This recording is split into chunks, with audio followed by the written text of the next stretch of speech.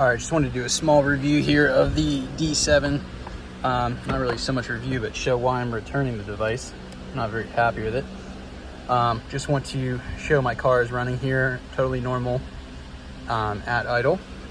And I'll show a screenshot over me talking here, but I've been chasing down what appears to be a small vacuum leak in my car.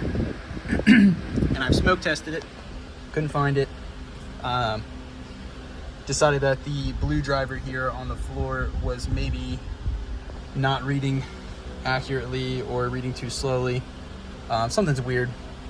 So I decided it was time for a new scan tool and was excited to get the D7, especially after watching Schrodinger's Box channel. Really love his content.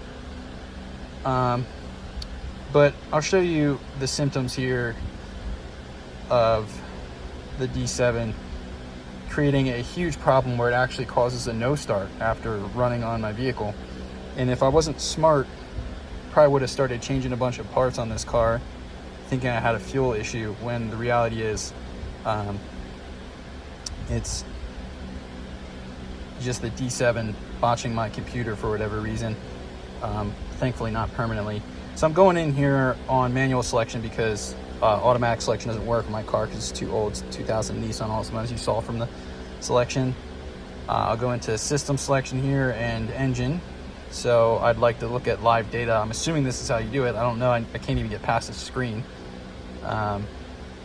So you can't tell, but the car did a slight RPM drop as it was reading. That's happened multiple times now. I can confirm for sure this is exactly what's happening because I've done this test multiple times. I get to this screen infinitely, so there's nothing to do here other than to cancel it. I don't know how to do it any other way. It's not intuitive to backtrack, but I just canceled the diagnosis by killing the app on the Android. Now I unplug this, and this is where we're gonna get something super unique here. I'm gonna shut the car off and then just try to restart it after that failed. You'll notice I'm gonna get a crank no start situation.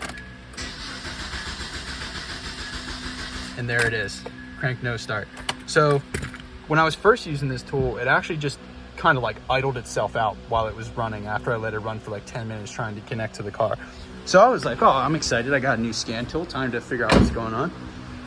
Of course, following the Schrodinger's Box method of fast tech, I suspect a fuel issue because it kind of just stumbled out. It just felt like fuel. And again, disconnect this. I already had that loose because I've done this a million times, just to confirm scientifically that this is the case. So I'm gonna hit it with a shot of starting fluid here. Right. And I'll even rock this bad boy back up.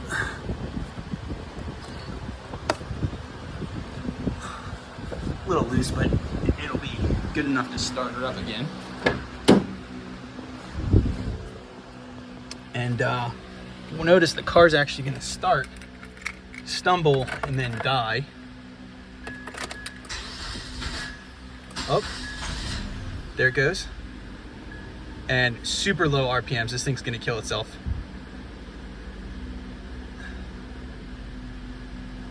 Man, you can't tell from the sound, but this thing, it almost sounds like a misfire is going on. Here it goes. It's just gonna die out. In fact, I'm just gonna kill the engine because it sounds so horrid. I don't want to do any damage. I don't even know if that's what would happen. So something's goofy. So then I suspect the fuel issue, right? Because it starts with starting fluid. Come here and I have fuel injectors 3 and 4 on my Pico scope. I only have a 2-channel scope, so I don't have the luxury of doing all 4 injectors at one time. But doing a video to show what's wrong with the D7. Yeah.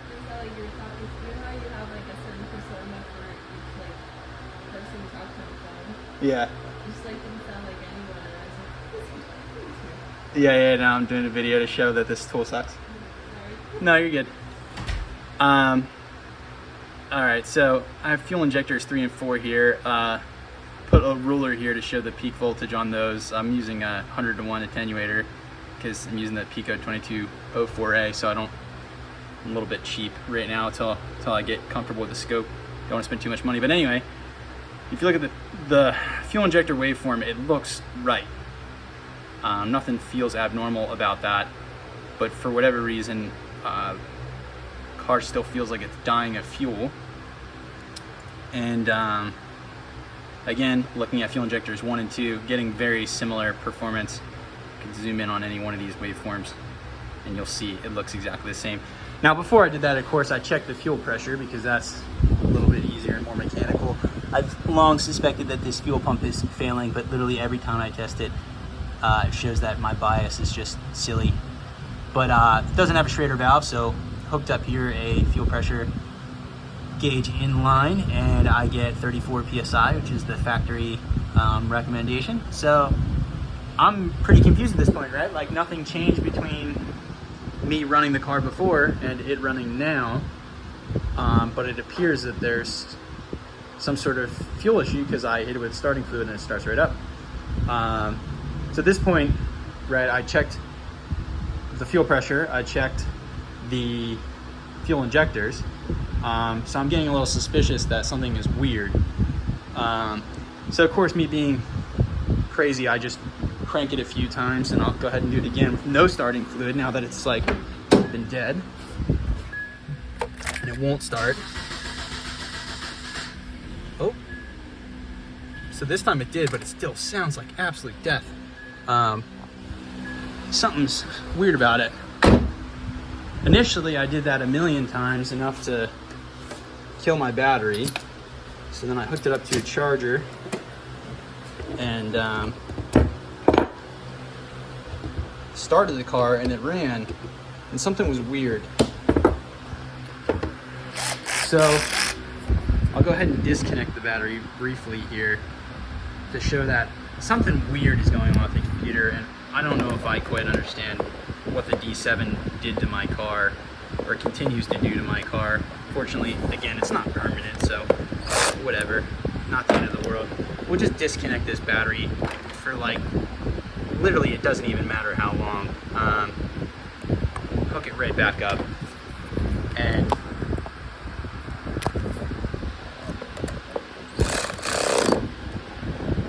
got that nice and tight. Now I'm gonna start the car and it's gonna run perfectly.